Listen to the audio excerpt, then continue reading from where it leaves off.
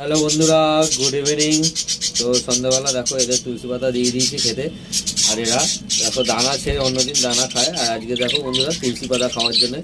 তো বন্ধুরা তোমরা শীতকালে একদিনও মিস করবে না, তোমরা রেগুলার তোমরা তুলসী পাতা দেবে, পাখির শরীর ফিট থাকবে ভেতর থেকে। তো বন্ধুরা পাখির ঠান্ডা লাগার কোনো চান্স থাকবে না। তো দেখো আমি যেরকমভাবে আমি পাখিকে ট্রিটমেন্ট করি বন্ধুরা, আর ভিডিওতে তোমাদেরকে সেগুলোই করতে বলি। তো তোমরা এইভাবে পাখিকে রেগুলার তুলসী পাতা খাওয়াবে, দেখবে কোনো প্রবলেম হবে না, কোনো ঠান্ডা লাগার চান্স থাকবে না। তো দেখো আমার পাখি কতটা সুস্থ। তো বন্ধুরা তোমাদের ভিডিওটা কেমন লাগলো লাইক কমেন্ট শেয়ার অবশ্যই করো, আর আমার চ্যানেলটা সাবস্ক্রাইব করে দিও। তো দেখো এখানে, আর বন্ধুরা আমার হাঁড়িতে সব হাঁড়িতে বাচ্চা। তো বন্ধুরা এই দিনটার জন্যই আমরা ওয়েট করে থাকি।